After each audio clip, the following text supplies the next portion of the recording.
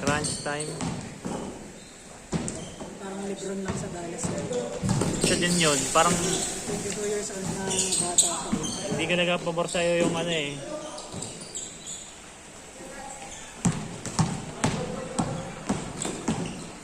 Gawa muna Jeff. Nakapatos na ako.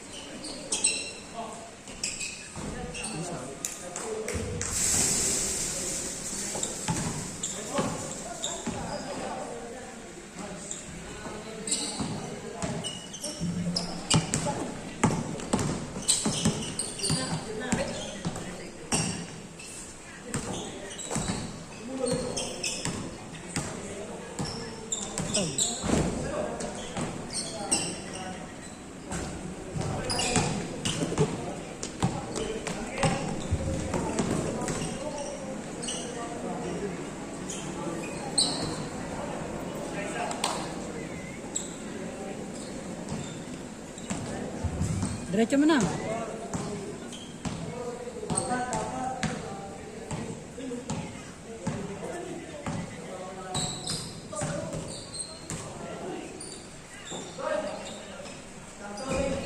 kaluwito rin pala yun. Dito po sila.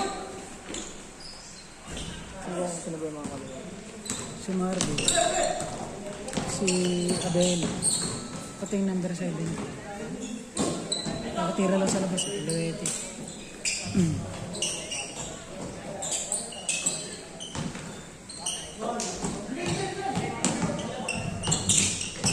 Pagkala nasa-treasure sa lang.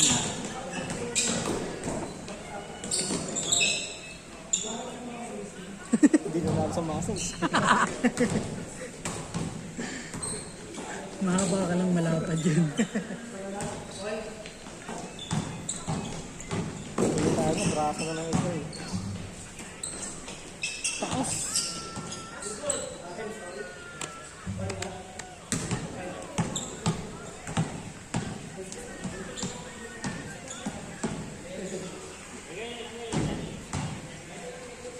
Ito pa rin yung extra bar mo.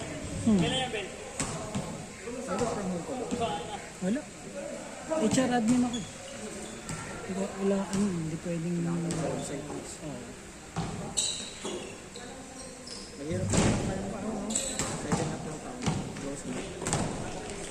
Medyo, oo. Sige na nga lang ulit. Tapos na kontrata ko ngayon July. Ano na ako eh. Nag-uumpisa lang ako magtingin-tingin.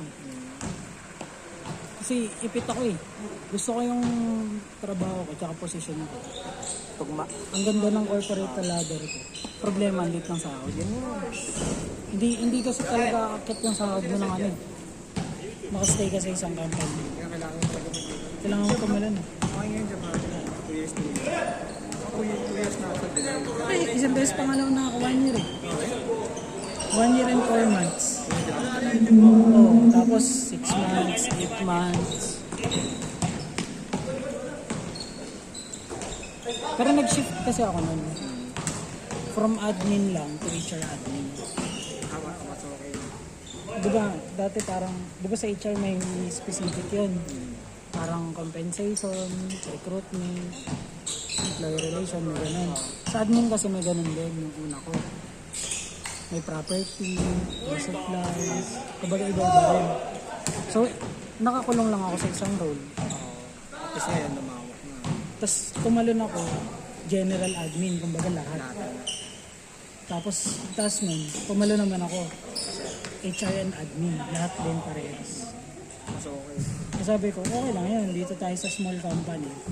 Pero ayun yung role. Para pag lumipat ako, may experience ako sa lahat. Maganda tignan. Tsaka kisa lang na yung ano. Ang dilemma ko nga ngayon, di ba maliit yung company pa namin, lumalaki talaga siya. Imagine pag nag-stay ako doon,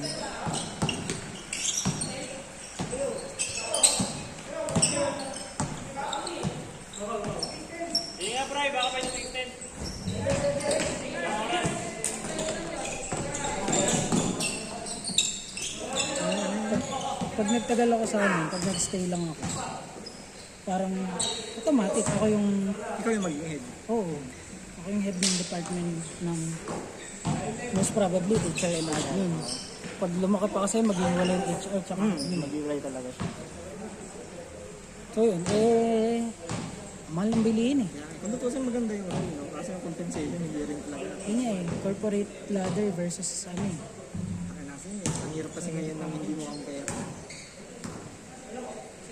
Kaya siguro kahit ano, increasean ako kahit 5,000 sa katapusan. Pwede na. Pwede ko pantiisin na isa pang taon. Ako hindi pa. Magdadalawang taon na ako, hindi pa ako na-increase.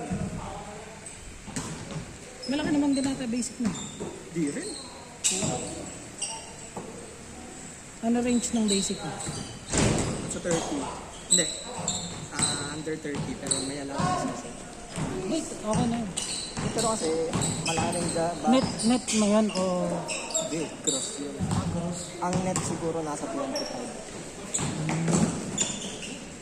medyo maliit nga yung maliit. Pero kung naka 2 years ka na, pwede ka nang tumalo ng ano. Pero may nabalitaan ako yung tropa. Yung kasabay ko yun. 10,000 yung nadagdag sa kanya. Ilan taon na siya? Pagkadalawang taon. Oo, yun yung sasabihin ko rin eh. Kaya tinanong ko kung ano yung range mo. Ang sabi ko sa akin, tinanong ko na kasi HR ko pwede ba ako may exam. Sabi niya, company policy kasi 2 years after ng regularization. So meaning kailangan mo mag-stay na 2.5 years. Pero depende rin kung may i-recommend ka kaagad ng ano mo. De, pero pag ganyan, huwag mo itanong sa ano, sa HR. Sa ano nga, sa manager mo. Oo, kasi sila yung lalapit nun sa HR. Kaso ang problema, yung mga manager din ayaw mag-ano. Yun lang. Kasi basically sa HR walang ano din eh. Parang hawak sila. Coming from me wala rin naman ako pangirendo kung yung sa mataga ko yun. Kasi pag pinag-uusapan yan, ibabalik lang din yung tanong. Kaya ako kasi natanong yun, may ino-offer kasi sa amin na parang training ng software. Kaso, magbabalik ka ulit ng 2 years. So matatali ka ulit ng 2 years kapag accept mo. Eh yung isa-suggest ko na siguro kung naka 2 years ka na dyan, tapos yun lang yung pinaka-office.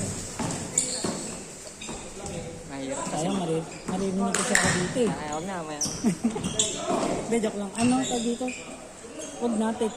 Lipat ka na lang pag nawa. Kasi yung ipapatraining sa'yo, iti-training mo lang din yung sa iba eh. Kaya nga, pwede nga. Diba? Actually, kaya nga. Pwede ka naman kunin sa labas. Hindi ko na kailangan magpatali pa ng 2 taon ulit. Sabihin na natin magkano yung training mo, 50,000. Tapos, kumbaga ayun lang yung ibibigay sa'yo. Tapos parang another 50,000 divide mo sa 12. Ayun yung idadagdag ng interest sa'yo. So magkano lang yun?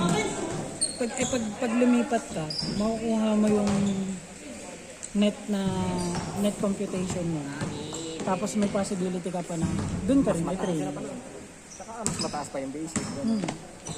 Pero next year ako So yung mga karinig ng vlog mo yun po yung technique doon. ano to? Dilemma. Ano? Existential crisis, no?